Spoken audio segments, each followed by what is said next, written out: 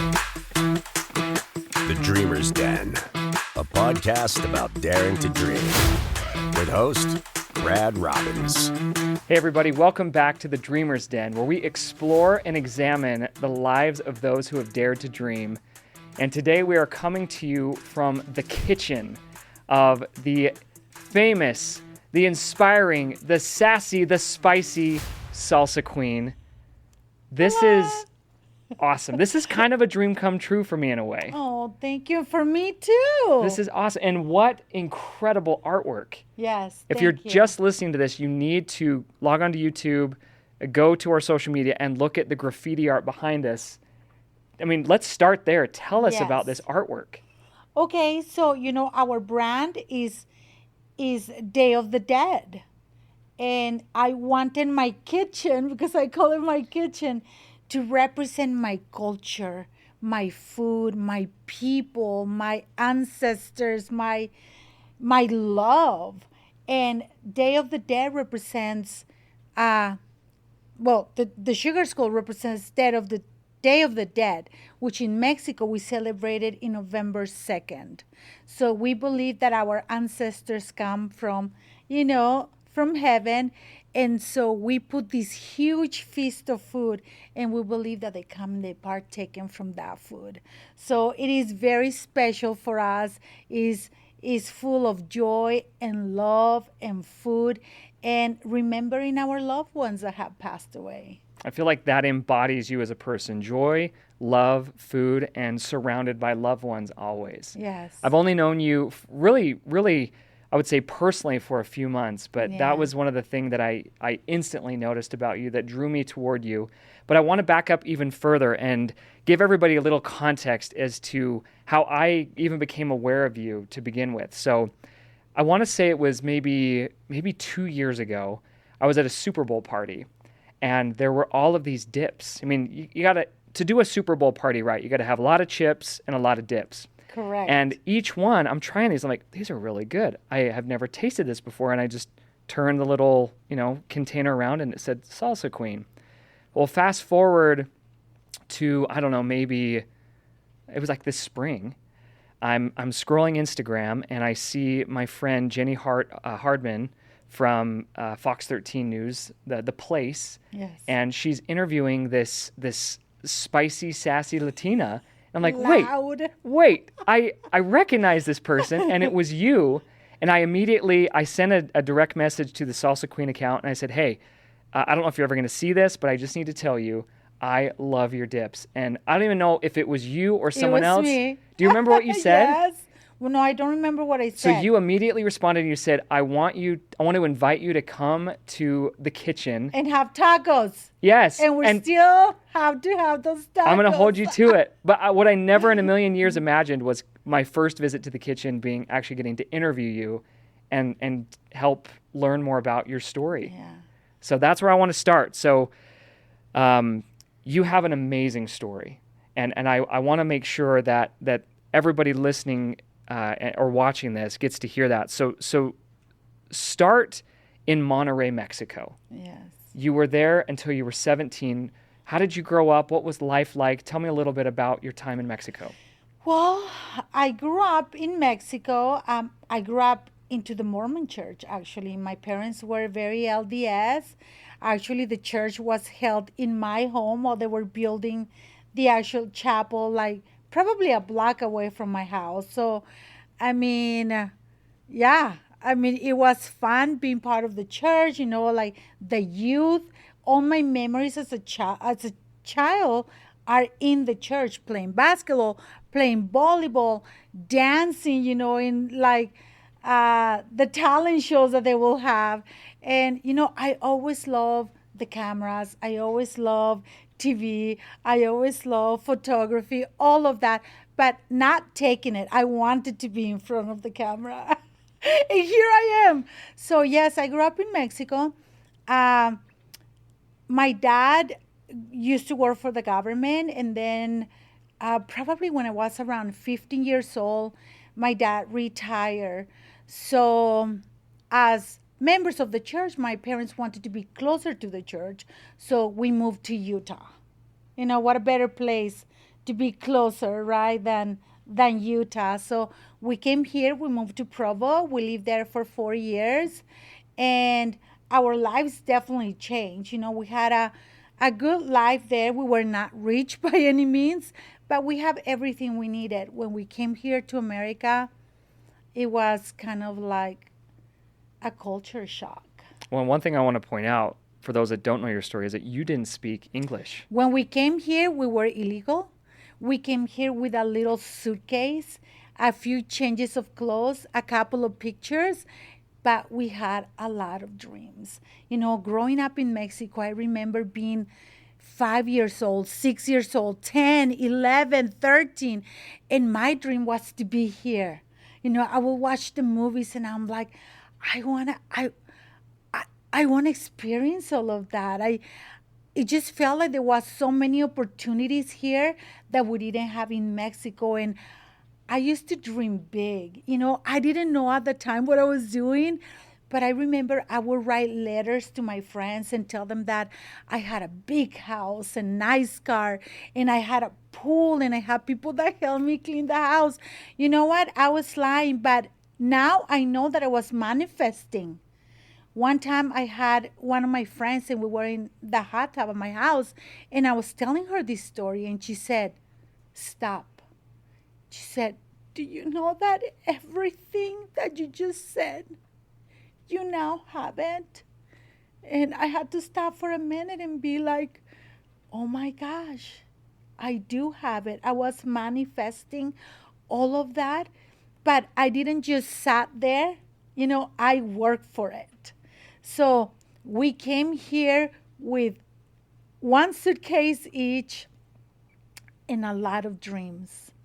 And here we are now sitting down. So it's kind of like surreal for me to just imagine that. I love it so much. I mean, this podcast is built on the premise of daring to dream. And your story couldn't be more applicable to that mantra of daring to dream. It's like you said, you didn't even necessarily know how you were going to do it, but you knew where you wanted to go, what you wanted to become. It's like you said, I mean, you were saying, I want this, and I want to do this, and this, and this. And there's a quote, I'm probably going to butcher it, but it's more or less like if you don't know where you want to go, you're never going to get there. Yes. And you had that clear vision, and I love that. Talk to me about some of the challenges that you overcome. We talked about the language barrier. Maybe not completing high school, education being a barrier. One of the things I love about your story that just really inspires me is that you are out being this beacon of light for everyone who is sitting back with their list of excuses, and yet you had excuses. You had every reason to not chase your dreams, and yet I did. You did. Oh my gosh! I mean, I didn't finish high school. I'm a minority. I'm a woman. I was a single mother of 7 kids. I had no work experience. I had a very low self-esteem, growing up in a Hispanic culture. You're beat up physically, mentally, emotionally. So I really didn't have any back support, even for myself, to believe in myself. I didn't know that I had talents. I didn't know that I was capable of doing anything. But I knew I had dreams. There were so many times in my life that life was very hard, and I wanted to take my life away. There was 3 times that I remember that getting into my car and just being like, I can't anymore. But there was always this voice, and I'm not lying to you. There was this voice always that will be like, don't do it.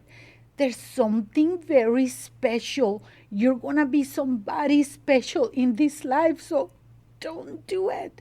And 3 times that, I was so sure that I just wanted to end everything, this boy kept telling me, don't do it. You have a purpose on this life. You just don't know what it is yet, but it's there. So that voice comes now, and now being able to share my story, my experience, my journey, my my ups and my downs. Now I understand that I did have a special purpose, because I want to empower everybody that has had those feelings, that had those thoughts, that we're all special. We just don't know. We just don't know until we know. And that person that helped me to get there was, now my husband. But I had to go through a lot to be able to understand my purpose, and I'm still trying to find it, but it's a journey. I love that you're using salsa and your story to empower others to go out and find, their passion, achieve their dream. It is truly amazing. And you talk about, having 8 kids. I have a 2-year-old daughter. We were talking about this, in pre-production before the show. That's a lot of work. How did you manage to continue to fight through the ups, the downs, the setbacks, the obstacles, and manage 8 children? It was very hard. I mean, I'm not going to lie, and it's still hard. There's a lot of challenges that they come of being a mother, and making mistakes and learning from them and growing up and becoming more mature and more wise. But one of the reasons that I wanted to start Salsa Queen, and then, we can go back to how it all started, is because I want to show my kids that it is possible. I want to be an example for my kids, that the dreams do come true, that you don't have to be the smartest, you don't have to be the prettiest, you don't have to be the brightest, you don't have to be all of that people expect you to be. You just have to be you. And you just have to have those dreams and that desire, and eventually somebody will come along and help you to become your best. I love it. I get chills just even listening to you talk about it. In fact, when we were here 2 weeks ago, kind of scoping out the kitchen for this episode, I knew this was going to be an inspiring episode. Just hearing, every time you speak, I hear and feel the passion in your voice. You believe what you say, and what's the word? It's tangible, and it's really, really awesome. So I followed you on social media now for a couple of months, really is all it is. It feels like longer, but it's been a couple months. And I've noticed that in addition to obviously being the face of the business and, producing these amazing dips, which we're going to get to in just a minute, you've been kind of taking the Utah business scene by storm and attending events and speaking. Like, tell me a little bit about some of the things you've been up to recently on that front. Oh my gosh, it's been so amazing, And one of the things as a Latina, I want to empower my Latina sisters, my Latina friends, because I go to all these events and I'm the only minority, or almost the only minority, or the only Latina there. So I want to be a voice for them, like we are in this country, we're here in America, and we need... I always say we're in the land of dreams, in the land of opportunities. If you do not want to be successful here, it's because you don't want to, because the opportunities are here. If I was able to be successful, if I was able to, raise above all the odds, anybody can do it, Like I say, I'm Latina. I don't speak very good English. I didn't speak English. I was illegal. I didn't finish school. I don't even have a high school diploma. But I was able to shine, So it's very empowering and very, very proud to be attending to all these events when they're empowering women, and everybody has a voice and everybody's able to shine. And I just love being part of that. Like, for example, probably a couple of weeks ago, we were chosen as one of the 100 women companies that are thriving more here in Salt Lake City. And I got to meet the governor and some of his people, and they invited us to travel with them to Mexico City and Monterrey, where I'm from. So, we're thinking about it. We're probably going to go join them and go back to Monterrey, that I haven't been back in over 20 years. Wow. So I have a lot of family there. I have a lot of memories there. And I am so excited to be able to go back and represent Utah as a Latina, as from Regia, they call it Regias when you're from Monterrey, and just to be able to go back and to see all those people that they didn't believe in me. Those people that I was probably voted the less likely to be successful, the less likely to have a good life, the less likely to become somebody. And I have proven them wrong, but not in a bad way. It's just like, I made it. I did it.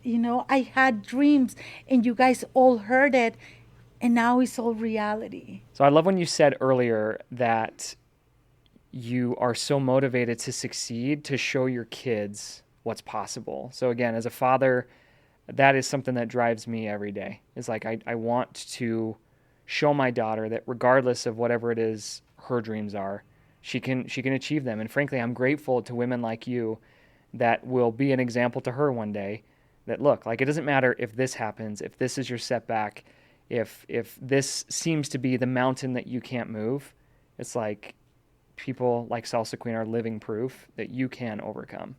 Well, like I was telling somebody the other day, I said, I didn't come to this country to be taken care by the government. That wasn't my dream. And we did live out of food stamps for a minute. We did live out of Medicaid for a minute. And I am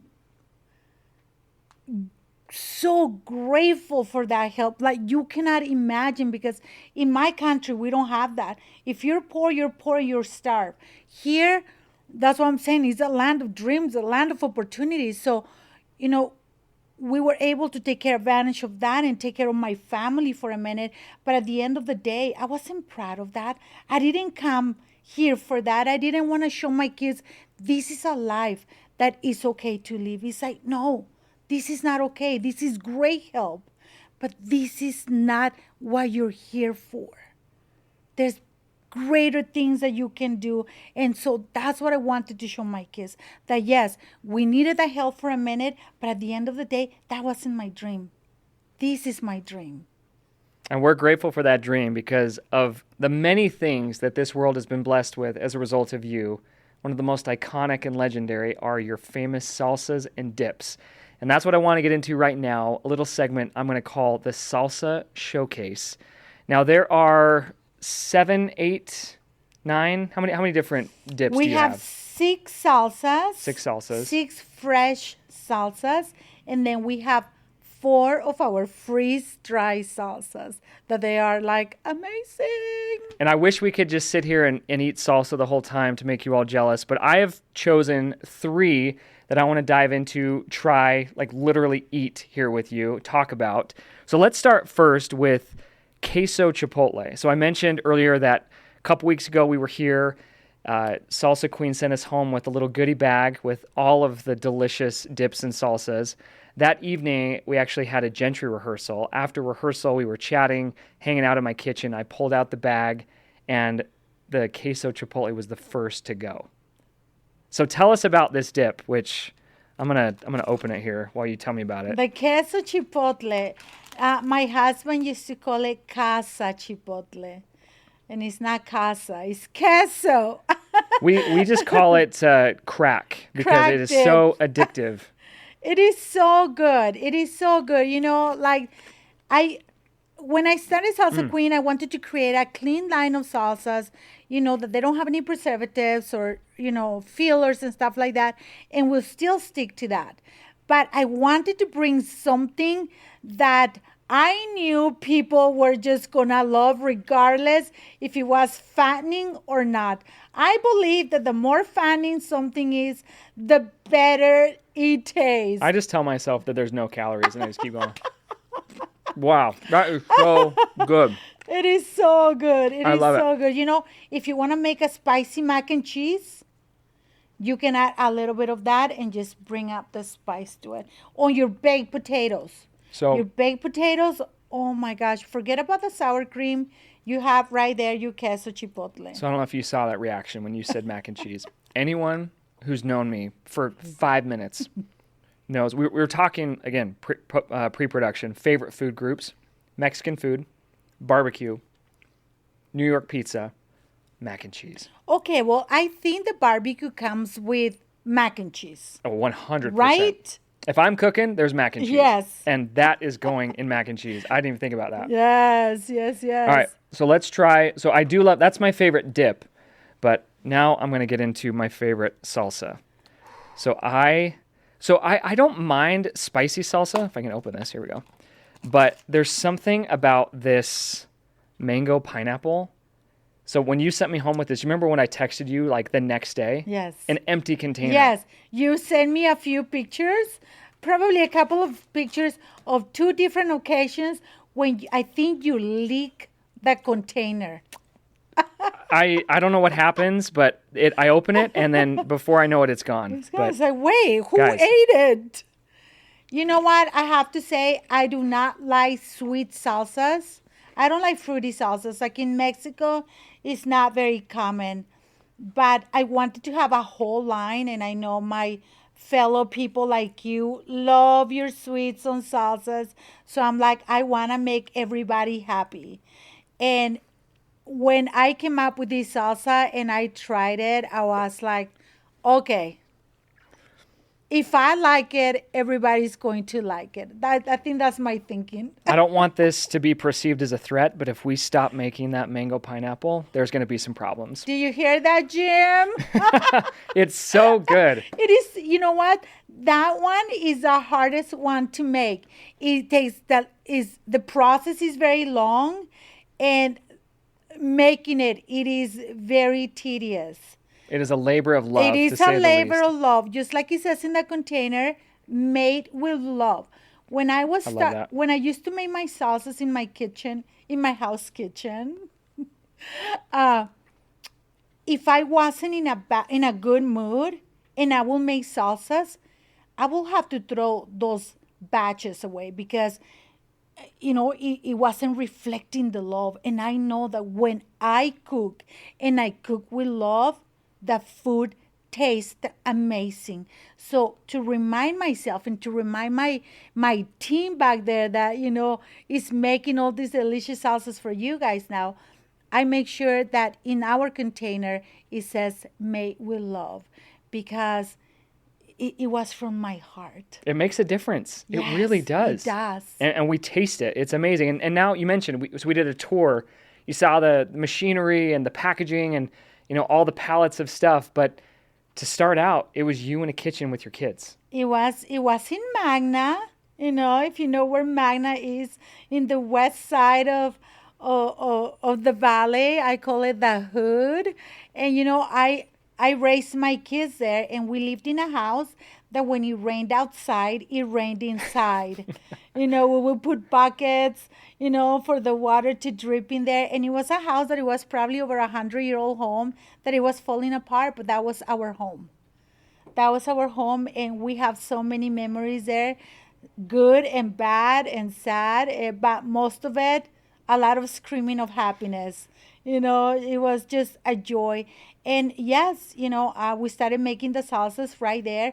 All of my kids, I wish I had pictures of that, but I had all of my kids ages from 2 to 12, all chopping tomatoes, like with your hand. It wasn't like we had this equipment that you saw here. It was knives, and then we went to choppers, like that you can get at Walmart. And then from there, started building up to what we have now. But it was definitely a labor of love and a family affair starting this business. And my kids and I will get together and go to the farmers markets and sell them. And whatever didn't sell, I will send my kids in the neighborhood with a wagon to go around the neighborhood and try to sell the salsa. So, they wouldn't go 2 ways. But actually, going back a little bit more, we started selling them on Facebook. And people will start ordering it, and Jim and I will go into parking lots, and people will meet us there, to give them the salsa. So we were like the salsa dealers. I think we should have called that, or should I start like it. another one. I like it. Salsa dealers. So, and then Jim was like, finally, he's like, we need to get people coming to you instead of you doing this. And that's when we started going to farmers markets and then some local stores, but I was still doing everything. So, I feel like I gave birth to 7 more babies, because standing there, my hips were gonna burst, and long hours from 6 in the morning until midnight, making salsas, labeling them, packaging them, sampling them. I mean, we were doing everything. Well, and I love that you not only have fully embraced, your roots, your culture, that's reflected in the brand, but as you walk back into the manufacturing area, the first thing you see on the wall is your kids. Yeah. And I'm assuming as a reminder of where you came from, yes. Chopping tomatoes in the kitchen, yes. Everyone had their job. Yes. And what is it like for your kids to walk through there and see what this has become since those early days? They're very proud. They're very, very proud of what we have accomplished, and they're very proud of me. And I know that maybe right now it's not sticking to them the way that I wish it would, but I know it will. I know it will. Yeah, I have no doubt for a second they're watching. Yes. And you're absolutely inspiring them. Yes, I know. Which is so cool. Yeah, and some of them have worked with us here, like on and off. We just had actually my 13-year-old coming and building boxes, and he built how many boxes, babe? About 5 pallets worth, 10 pallets worth. So about 700. 700 boxes. Wow. He did it all by himself, 13 years old. That's amazing. So I want to teach my kids that, I'm not the one making the money, and just, like, if they want to make money, they need to work for it. It is very important to me that I'm not, it will be so easy, and at times it's so easy to just hand out money when they need it. But I have made my goal that from now on, a minute ago, that whatever they need, they have to work for it. I love that. Yeah. I love it. So let's get into the third of the salsas I wanted to showcase. And this is probably the most unique. I've never seen anything like this before. And this is like a true Salsa Queen innovation. Well, actually, let me go back a little bit. And we haven't talked about Jim. Jim is my husband now. He's my third husband, and I'm done. But he was key to my success. If it wasn't for Jim, Salsa Queen would not exist. So I met Jim when I got divorced for my second time. And nobody had ever believed in me. I had always been married, and they were supporting me. So I was just doing whatever they wanted me to do, because I wasn't really bringing any into the relationship money-wise, right? So I always felt trapped. So when I met Jim, he was the first person that believed in me. I remember him asking me, "What do you want to do?" And I was like, "What do you mean?" Like really, honestly, in my back of my head was like, "Well, marry you and you support me." And that wasn't what he was thinking. He was like, "What do you want to do? Like, what do you want to do?" And I was like, "I can do something?" Like, wait, somebody is kind of believing in me and thinking that I can do something? And he gave me an idea about these pastries, European pastries. And at that point, I was doing anything it took to make money. I was like, I'll do anything. So I was making these pastries. And then I thought, I'm not a baker. I'm not European. I'm Mexican. Well, but real quick, and I didn't know about this about you, but you lived in Europe. Yes. Where was that? I lived like in England, in France, and Switzerland, but we traveled all over Europe. But I don't consider myself knowing the culinary for European people, right? Even when I lived there, I still cook Mexican. So anyway, Jim, I was like, no, this is not me. So I went to Jim and I said, I want to make salsas. And he probably was like, you and how many more? But he always believed in me, always. And he said, okay, salsas it is. And he's the one that empowered me. He's the one that believed in me.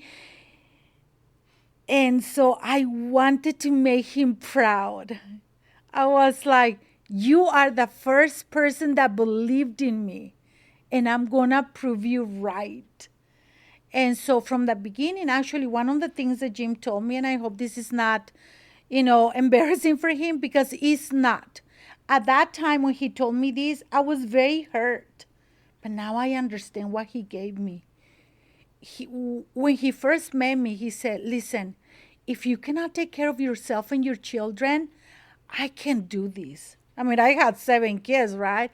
He says, I can't do this. And it really hurt me because in my culture, the man kind of tends to take care of you. But now I look back and I tell Jim, it really hurt when you said that. But now I know that you gave me more than that. You gave me the power, a power that now nobody can take away from me, a power that it has made me who I am. I mean, I tell him, you didn't just change me. You changed generations.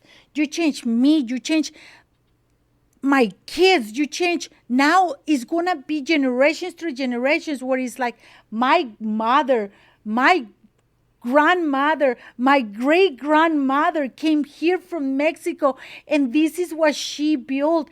And now we can base our lives through that because, yes, you can.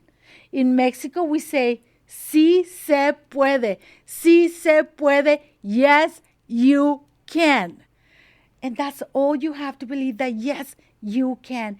But sometimes it just takes one person to believe in you, to open a whole new world, whole new world that I never imagined. I dreamed it, but I didn't know how I was going to get there. And he grabbed me by the hand and he took me to where I'm at. And that's not even including the countless others who will learn of you that you'll probably never even know, that heard your story, that watched you fight, that, I can't even imagine what it will be like going back to Monterrey, people that knew you decades ago, seeing what you've done and what impact that could potentially have on them. Yeah. It's unbelievable. Yeah. So, and, I was talking to Jim, first of all, you guys are a force to be reckoned with. You guys are a power couple, and it's awesome. Yeah. I love watching the two of you. You obviously have your role. He has his.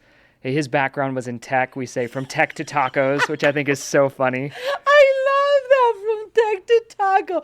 I know. I love that. That needs to be on his resume somewhere, I feel like. Yes. From tech to taco. Well, so was he instrumental in this freeze dried? Yes. So he is the one, he's the visionary. He's the one that from the beginning was putting little seeds in my head, and I would be like, you're crazy. And then I was like, is he? Let's do it, So last night we were actually talking outside, after we put our son in bed. And I said, what I like about both of us the most? We're so different. We're so different from each other, but we're crazy. And we support our craziness together. We believe in each other. So now after say that, Jim came up with this idea. One time we were at a home expo, and they had these machines that they did freeze dry, and they had like the Skittles and the yogurt and all this stuff. And he comes to me. He's like, come here. He said, look, they have these machines. What do you think about freeze dry salsa?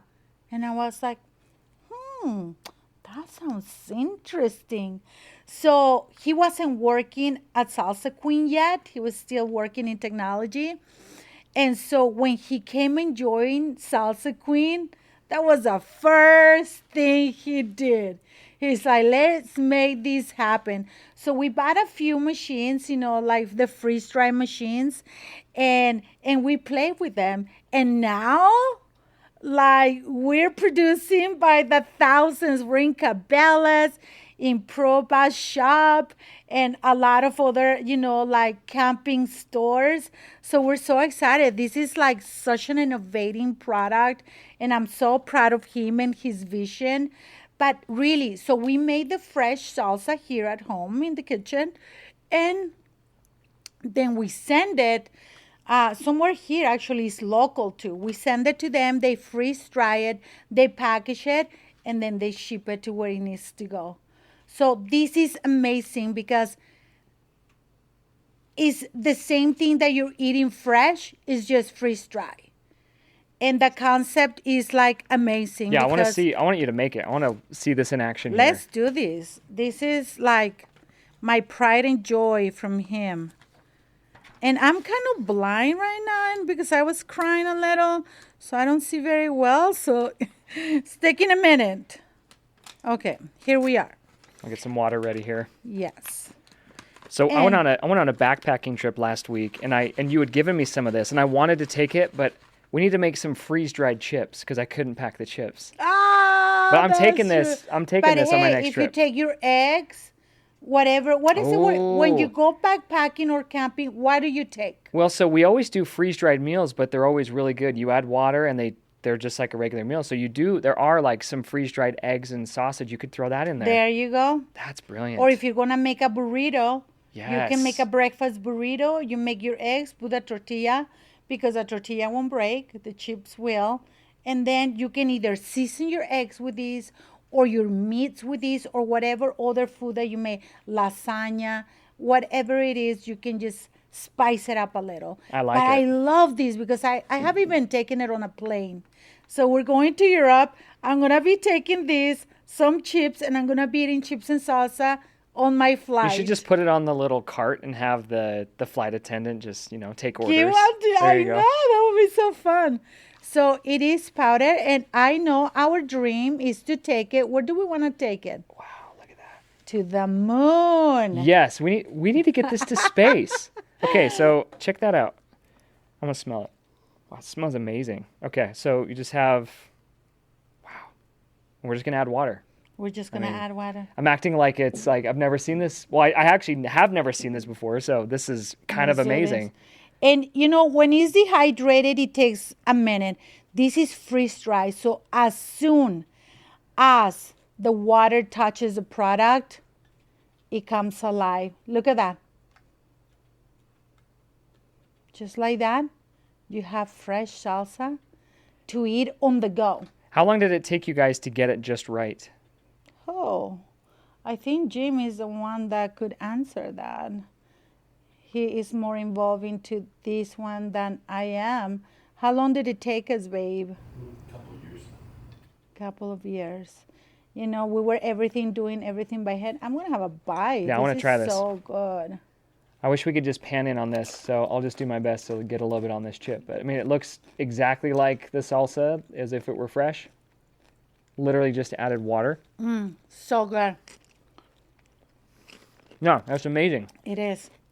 I can totally see you putting that on a burrito, on eggs, on whatever. You can do a wrap for your meats, or if you're gonna do your taco night or fajita night or anything. Even your barbecue, you can wrap your meats with that just to give it a little bit of spice to it. You know what? That's interesting. So one of my favorite things to make is pulled pork. And carnitas. Oh, yes. With a mango pineapple freeze dry. It's happening. And I'm sending you all the photos and videos. Or you can invite me. Even better. Well, we got to do our taco night. I'll just bring the pork. That's right. I love it. That's perfect. Yes.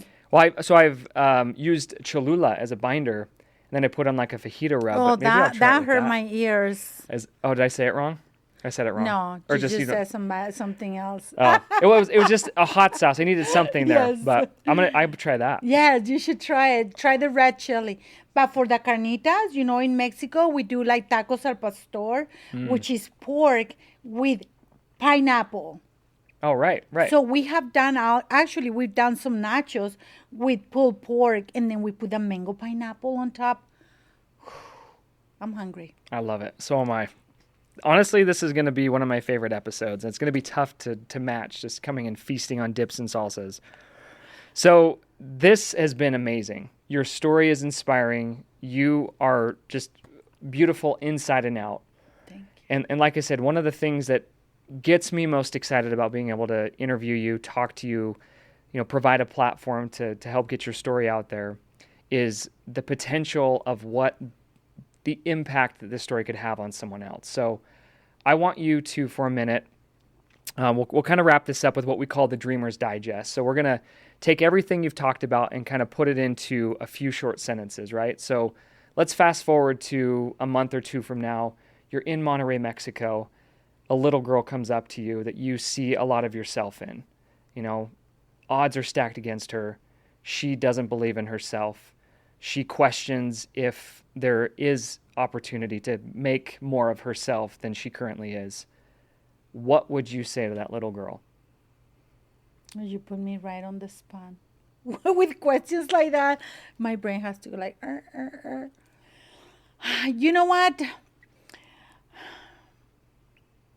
I feel like as women, we base ourselves a lot in beauty, right? Is the beauty in the outside that it counts a lot. It is true. It is true to say that's how we value ourselves on our beauty. And I'm not saying that you're actually beautiful or not. I truly believe that we are all beautiful. So the other day I went and spoke at one of the elementary schools, and there was this little girl. I took my tiara with me when I go speak. Sometimes I take my tiara. They all wanted to wear it and feel like queens, boys and little kids. So I remember this little girl came up to me and she was really shy and she kept covering her mouth because, obviously she didn't like her smile or something. And I grabbed her hand and I said, "You are beautiful. Do not cover your smile anymore because your smile makes you even more beautiful."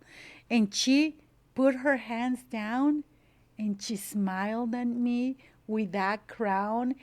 And I felt right there that even for a minute, she believed that she was beautiful. And when you believe that you're beautiful, then you believe that you're beautiful inside, and then you believe in yourself, and the world becomes magic. So I feel like believing that you're beautiful can change everything. There's a quote that says, when you're 20 years old, you depend on your beauty. When you're 80 years old, your beauty depends on you. And I think it's that mindset, that mentality of adopting it. That's so awesome. Well, once again, we have been fortunate to hear and sit down with the incredible Salsa Queen. This has been amazing. Thank you for inviting us into your kitchen, for sharing your story and your salsas. If people want to follow you, learn more about you, where can they go? Well, you can go to salsaqueen.com. You can hear more about our story. You can see all our products, because I will have our freeze-dry, our fresh salsas. You can also follow us on Instagram, on TikTok, and Facebook. Instagram is salsa.queen, and Facebook is Fresh Salsa Queen, and TikTok is Salsa Queen Official. I love it. Well, we'll make sure that we get links to all those out. Yes. And your Instagram is electric. Your team is fantastic. They've even done a great job as we were setting up. It was fun getting to know them. Yes, so they really do lucky. a great job. I'm so lucky. There he is. doing the job behind the scenes already. It's awesome. Yes. Well, everybody, if you've enjoyed today's episode, be sure to give us a follow on social media and to subscribe wherever you get your podcasts. On behalf of the entire Dream Team, I'm Brad Robbins, reminding you to work hard, be kind, and always dare to dream.